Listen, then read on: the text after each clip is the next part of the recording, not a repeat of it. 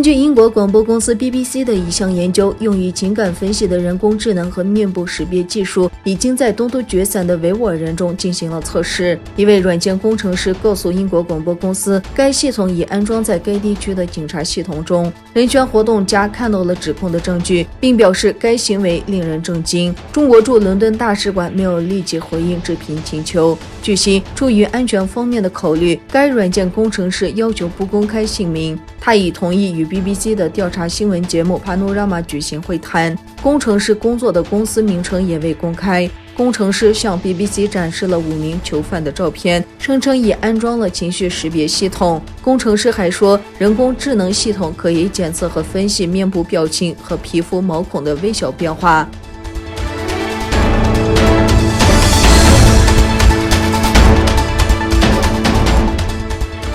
中国外交部长王毅周二在北京以视频方式出席慕尼黑安全会议。他表示，欧盟某些人把经贸问题政治化，这不可接受，也绝对行不通。他再次强调，欧中投资协定不是单方面的照顾和恩赐，双方若搞政治对抗和经济脱钩，不符合欧方利益，也不可能长久。王毅提到，当布鲁塞尔就东突厥散问题对中国官员实施制裁时，北京感到震惊，质疑一个战略伙伴怎么会采取这种行动。他也再次否认东突厥散种族灭绝指控，指其违背事实和常识，挑战智商和良知。布鲁塞尔于3月将被指控在维吾尔人侵犯人权的中国官员列入黑名单，并置予制裁。北京抗议并随后进行反制裁。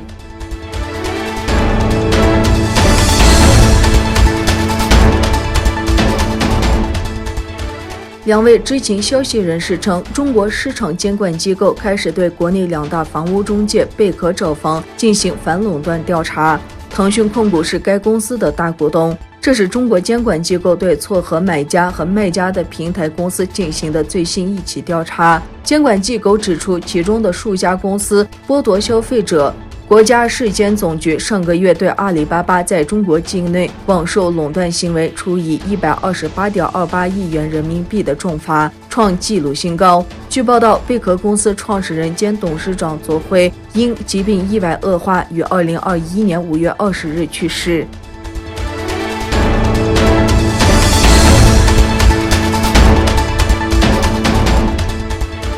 根据一份美国前总统特朗普执政期间流传的、目前仍未解密的美国情报机构报告，武汉病毒研究所3位研究人员因患重病于2019年11月寻求就医治疗。从最初在中国武汉发现的新冠病毒以来，特朗普及其盟友就反复使用了中国病毒一词和其他博弈词。去年，一张特朗普在新闻发布会上的笔记照片被公开，代表冠状病毒的 corona 一词被划掉，并加上了 Chinese 字样。特朗普为他使用该词辩护说，因他来自中国，我希望能表达得更准确。前美国总统特朗普因为曾将冠状病毒称为中国病毒，而被美国华裔民权联盟于本周起诉。该组织认为，特朗普使用该词组和其他类似语言伤害了华裔美国人社群。